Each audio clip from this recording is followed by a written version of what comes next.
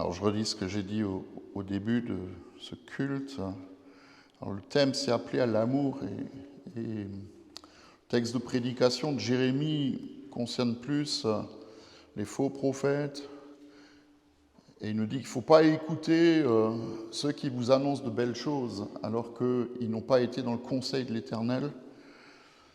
Et le conseil de l'Éternel, c'est là où on cherche à reconnaître sa voix et à entendre ce qu'il nous dit. Et voilà, donc je ne vais pas parler de ce texte-là. Je fais une entorse à mes habitudes. J'essaie toujours de respecter le plan de lecture, de prendre le texte de prédication qui est proposé, mais ce matin, ça me paraissait un peu compliqué. Je vais rester dans le thème. Nous sommes appelés à aimer, nous sommes appelés à l'amour. Et la question qui se pose souvent pour nous, parce qu'elle se pose aussi pour moi, donc je ne suis pas meilleur que vous, c'est de savoir, mais comment est-ce qu'on peut aimer Dieu comme Jésus le rappelle? Comment est-ce qu'on peut aimer Dieu de tout notre cœur, de toute notre pensée, de toute notre âme, de toute notre force, comme nous-mêmes? Et comment est-ce que nous pouvons aimer notre prochain comme nous-mêmes? Comment on peut faire pour ne pas finir comme le mauvais riche de la parabole que nous avons entendue dans Luc 16, qui écrase d'une certaine manière le pauvre Lazare et qui à la fin de sa vie se retrouve juste dans un trou. C'est une conclusion quand même assez terrible de la vie de ces deux hommes. Le pauvre, il se retrouve dans le sein d'Abraham, auprès du Seigneur, et puis le riche qui est là, tout ce qu'on fait, c'est juste on l'enterre. Point. Il disparaît d'une certaine manière. Alors pour y arriver, je voudrais nous rappeler deux versets qui peuvent nous aider. Le premier, on l'a déjà entendu dans la première lettre de Jean. Nous pouvons l'aimer parce qu'il nous a aimés le premier. Et c'est intéressant parce que dans certaines Bibles, il n'y a pas marqué « nous pouvons l'aimer » L' et « aimer ». Il y a parfois marqué « nous pouvons aimer » comme lui nous a aimés. Et il nous a aimés le premier. Donc je trouve ça intéressant parce que à la fois c'est notre amour dirigé vers lui, le Père, le Fils, et en même temps nous pouvons aimer. C'est-à-dire que nous pouvons manifester le même amour que nous avons pour le Père, nous pouvons le manifester autour de nous. D'accord ? Le deuxième, c'est un peu le pendant de 1 Jean 4, c'est Romains 5, verset 5, qui dit « L'espérance que nous avons en Christ ne trompe pas, parce que l'amour de Dieu a été répandu dans nos cœurs par le Saint-Esprit qui nous a été donné. » L'amour de Dieu est répandu dans nos cœurs par le Saint-Esprit qui nous a été donné. Si nous pouvons aimer, c'est parce que le Saint-Esprit nous a été donné, parce qu'il est celui qui révèle l'amour du Père et celui qui est la preuve de cet amour, à savoir Jésus. Et Paul continue en Romains 5, il dit « En effet, lorsque nous étions encore sans force, on pourrait dire incapables, Christ est mort pour des pécheurs au moment fixé. » Et alors on pourrait s'arrêter là et puis se dire ça ne nous concerne pas, c'est pas pour nous, Christ est mort pour des pécheurs, pour le mauvais riche, de la parabole, pour tous ceux qui font des bêtises et se retrouvent en prison, pour toutes les gens de mauvaise vie comme le dit la Bible. Donc il est mort pour les pécheurs. Mais écoutons la suite. À peine mourrait-on pour un juste.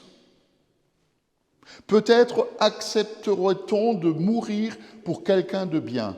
Qui de nous serait prêt à faire ça? Mourir pour quelqu'un de bien. Alors, la définition de quelqu'un de bien, je vais vous dire, c'est peut-être votre conjoint. Alors, il y en a certains qui vont dire, bon, non. Mais vos enfants, vos petits-enfants, d'accord? Je veux dire, un exemple. Hein. Il ne s'agit pas pour vous maintenant d'aller mourir pour eux, mais si jamais la situation se présentait, est-ce que vous seriez prêt? Du style, donner un de vos reins si un de vos enfants en a besoin. C'est plus concret peut-être, hein, d'accord? On est prêt à aimer ceux qui sont bien, d'accord, pour nous. Et la suite dit, mais voici comment Dieu prouve son amour envers nous. Alors que nous étions encore pécheurs, Christ est mort pour nous. Donc ça ne concerne pas que les autres. Nous faisions partie, excusez-moi de vous le dire ce matin, mais nous faisions partie des gens de mauvaise vie. Alors j'espère que vous ne l'êtes plus et que vous n'entrez plus dans cette catégorie-là. Christ est mort pour nous. Et son sang fait que nous sommes considérés devant le Père comme des hommes et des femmes justes. Mais pourquoi faire? C'est justement pour aimer comme nous avons été aimés. Alors je pourrais faire tout un développement sur tout ce que nous devrions faire en tant que chrétiens pour le Seigneur et pour le monde. Nous devons louer, chanter, prier, adorer, prêcher la parole, guérir les malades, chasser les démons, faire de toutes les nations des disciples, construire l'Église, faire en sorte que chacun arrive à la stature parfaite de Jésus, aider les pauvres, prendre soin des petits. Mais tout ce que je viens de dire se résume juste dans ce que j'ai dit, à savoir aimer. Comme le Père aime le Fils, comme le Fils aime le Père, comme les deux aiment le Saint-Esprit, comme le Saint-Esprit aime les deux. On pourrait faire tous les mélanges possibles et inimaginables. Et un des rares textes où on voit les trois ensemble, on vient juste de fêter la Trinité, hein. Un des rares textes où on voit les trois ensemble, c'est au moment du baptême de Jésus. Quand Jésus sort de l'eau, il y a le ciel qui s'ouvre, il y a l'Esprit qui descend sur lui sous la forme d'une colombe, et il y a la voix du Père qui se fait entendre et qui lui dit « Tu es mon Fils bien-aimé en qui j'ai mis toute mon affection ». On a fêté la Trinité. Et il n'y a pas si longtemps, on a aussi fêté Pentecôte. Le Saint-Esprit qui vient. Et parfois, je suis un peu triste, hein, honnêtement, je vous le dis, parce que le Saint-Esprit est un peu le parent pauvre dans nos églises. Il est un peu le parent pauvre dans nos églises. Si nous devons aimer, si nous sommes appelés à aimer, nous avons besoin de lui. Nous avons besoin du Saint-Esprit. Et honnêtement, je vous le dis, sans lui, on ne va pas y arriver. Moi, je suis incapable, sans lui, d'aimer mon Dieu de tout mon cœur. Et je suis encore plus incapable d'aimer mon prochain comme moi-même. Le Saint-Esprit, ce n'est pas juste le vent qui souffle, ou la pluie qui tombe, ou le feu qui brûle, ou un vase qui se remplit d'huile, ou celui qui fait trembler la terre. C'est juste des images qu'on trouve dans la Bible. Il n'est pas seulement celui qui ressuscite les morts, il n'est pas seulement le consolateur ou celui qui nous enseigne, celui qui nous équipe de ses dons et qui nous permet d'aligner notre caractère. On a tous besoin de changer encore, hein, d'aligner notre caractère sur le caractère de Jésus au travers du fruit que nous pouvons porter. Il est celui qui déverse l'amour de Dieu et qui le répand dans nos cœurs. Il est celui qui déverse et qui répand l'amour de Dieu dans notre cœur. Et la question pour nous ce matin, c'est de savoir, est-ce que nous le voulons? Est-ce que nous voulons que l'amour de Dieu ne soit pas juste une belle théorie? Dieu nous aime et Dieu aime tout le monde. Mais que l'amour du Père soit déversé en nous et se répande en nous. Je crois que si nous voulons que l'amour de Dieu continue de couler en nous, il y a 3 choses que nous devons faire par rapport au Saint-Esprit.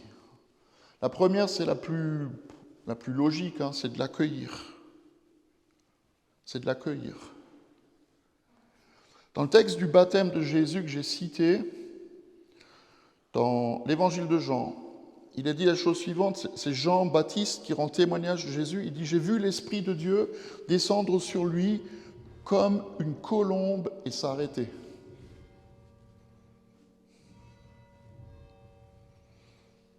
La vraie traduction, c'est « J'ai vu l'Esprit de Dieu descendre sur lui comme une colombe et rester sur lui. »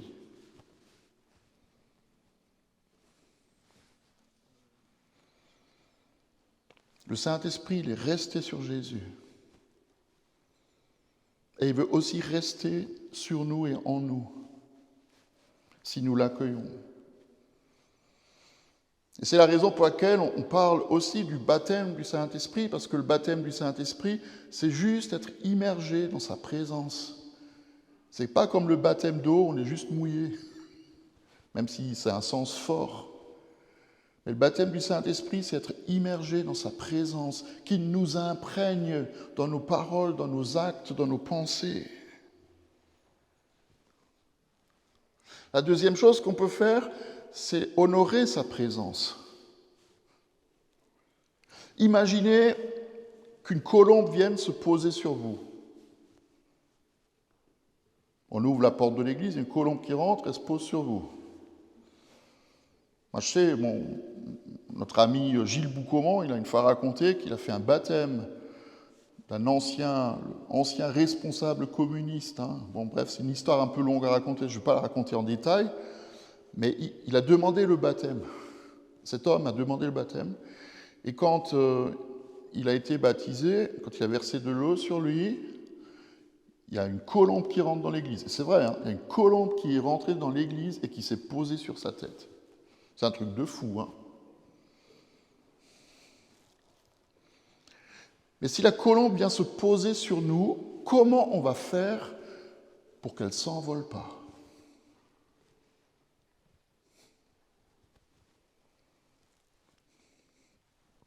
Comment on se déplacerait sans que la colombe ait peur et s'enfuit? Moi, je crois qu'il n'y a qu'une seule possibilité, c'est de faire très attention.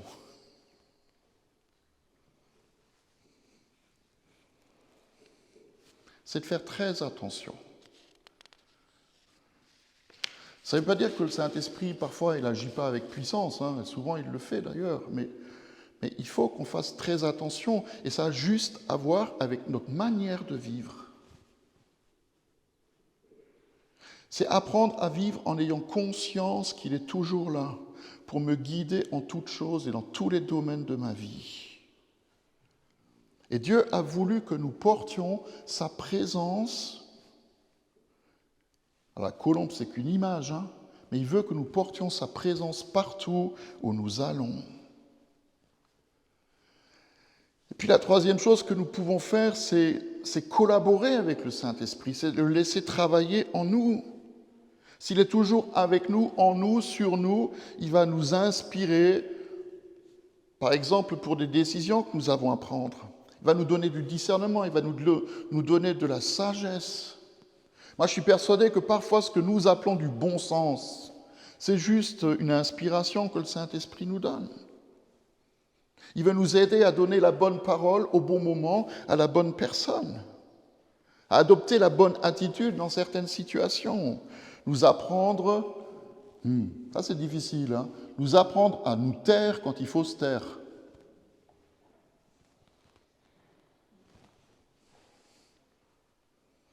À parler quand il faut parler. À nous montrer comment nous pouvons aimer, puisqu'il nous a été donné pour ça. Et puis ça m'amène à dire encore 2 choses que nous ne devrions pas faire si nous ne voulons pas qu'ils partent. Et toutes les 2 choses font partie des commandements du Nouveau Testament. Et ce sont d'ailleurs parmi les versets les plus courts du Nouveau Testament. Le plus court, vous savez lequel c'est? Ah là là. Question pour un champion, ou une championne. Hein. Ouais, exactement. Ouais. C'est Jésus pleura. C'est le verset le plus court du Nouveau Testament. Jésus pleura devant la tombe de Lazare. Mais il y en a deux autres qui sont presque aussi courts que celui-là, qui sont des commandements. Le premier, c'est « N'attristez pas le Saint-Esprit ».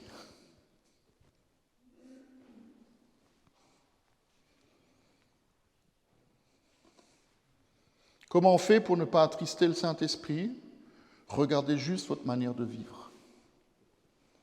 Ça a juste à faire avec cela, avec notre manière de vivre, de parler, de nous comporter, ça a à voir avec nos attitudes. Attrister, c'est causer de la peine. Et ça décrit juste je vais le dire comme ça, la douleur que le Saint-Esprit peut ressentir à cause de quelque chose que nous permettons, nous faisons dans nos vies, qui n'est pas la gloire de Dieu.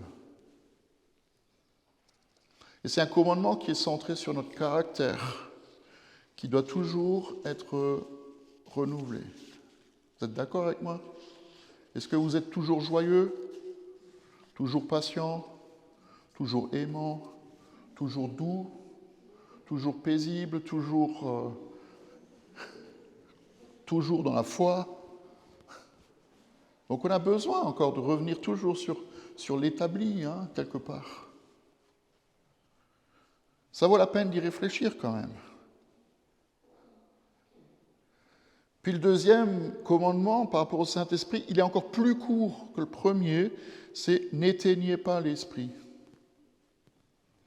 1 Thessaloniciens 5, verset 19.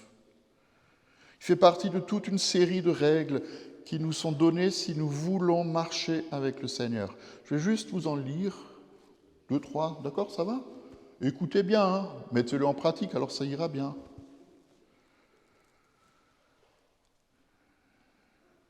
Ah, celui-là, j'aime bien aussi, ouais. Ayez beaucoup d'estime et d'amour pour ceux qui vous dirigent dans le Seigneur et qui vous avertissent. J'aime bien. Non, c'est écrit, je ne peux rien, c'est écrit. Réconfortez ceux qui sont abattus.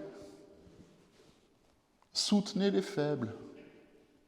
Faites preuve de patience envers tous. Veillez à ce que personne ne rende le mal pour le mal, mais recherchez toujours le bien, soit entre vous, soit envers tous les hommes. Soyez toujours joyeux. Priez sans cesse. Exprimez votre reconnaissance en toutes circonstances. N'éteignez pas l'esprit. Ne méprisez pas les prophéties.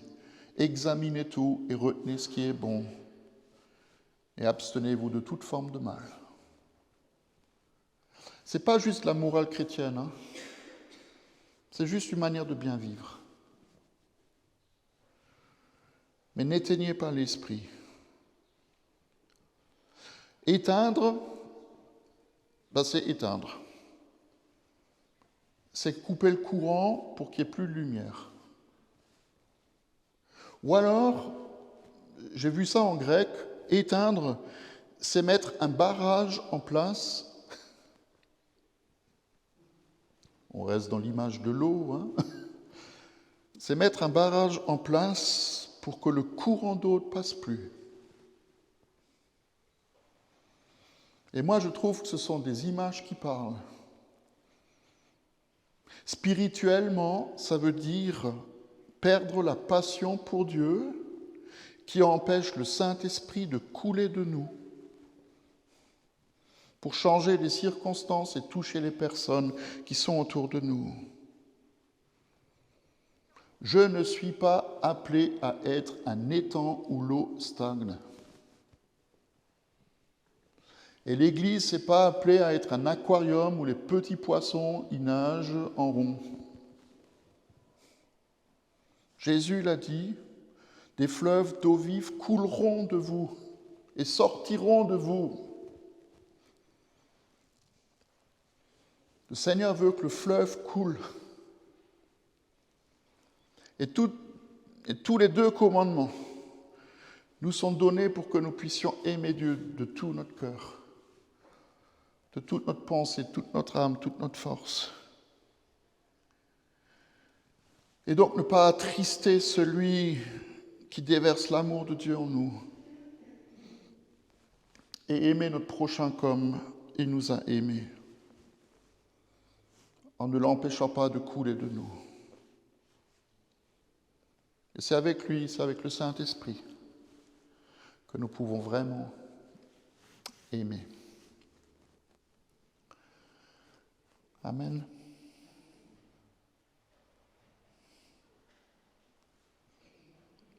On peut couper. Merci.